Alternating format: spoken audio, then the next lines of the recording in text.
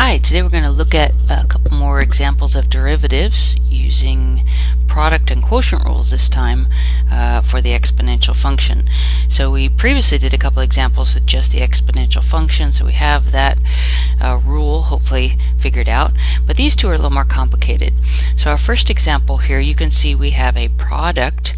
We have this x cubed multiplied by this e to the 1.5x. So I'm going to use the product rule. I'm going to call this my first function and this is my second function. This is f and g, and you can see I have the product rule here highlighted for you. Let's bring that up a little bit bigger, and then we're going to follow that. Okay, so my derivative will start this way. So dy dx, we start by getting the derivative of our first function. So the derivative of x cubed is 3x squared.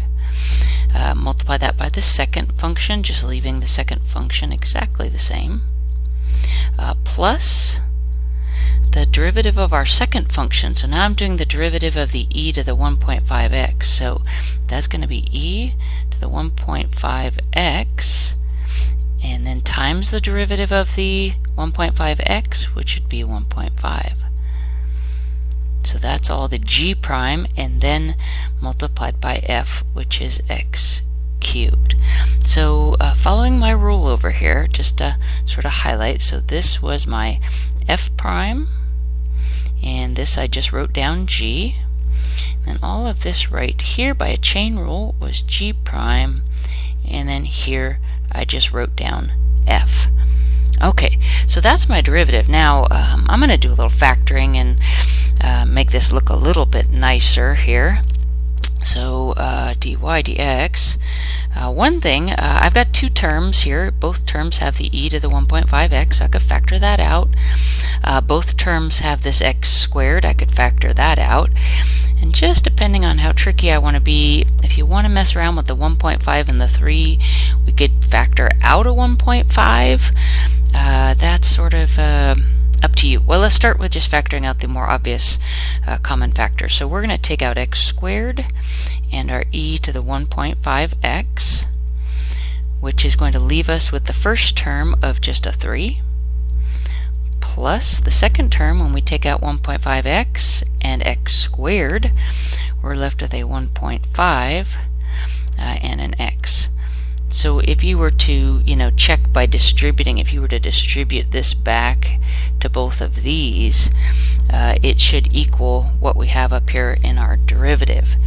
Now, I mentioned we could factor out that 1.5. The 1.5 divides into 3 twice. So if that fits you well, let's do that. Let's also pull out 1.5. So I have 1.5. I'm going to grab that, put that out here with my other common factors. So when you take 1.5 and divide it out of the 3, 3 divided by 1.5 is 2. Plus, taking the 1.5 out here is just x. So this would be a nice factored form of our answer. So we could leave our answer just like that. Alright, so that's a good example of our product rule. Alright, the next problem, as you can see, the example is going to involve our quotient rule. So it starts off somewhat similar to the product rule, except for the minus sign and then being put over the g squared. So let me again highlight that the top function here, I'll call this guy f, and the bottom function here, this will be my g, and then I'm going to follow along with this quotient rule here. Okay, so here it goes. So dy dx, let me just make a big fraction here. Alright, so it starts off with the derivative of the top function, so that's going to be e to the 2x, and by chain rule times the 2x derivative, which is 2. Multiply that by the bottom function, 5 plus 4x, minus derivative of the bottom function. Well, derivative of 5 is 0, derivative of 4x is 4. Multiply by the top function, e to the 2x. All of that over that bottom function, 5 plus 4x squared.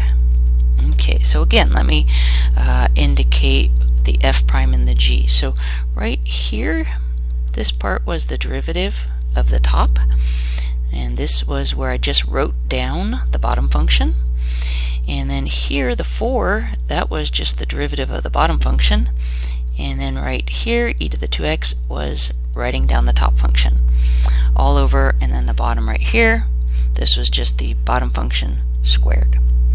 Okay, so now it's just a matter of how do I want to leave this answer. You know, do I want to factor the top? Probably a good idea.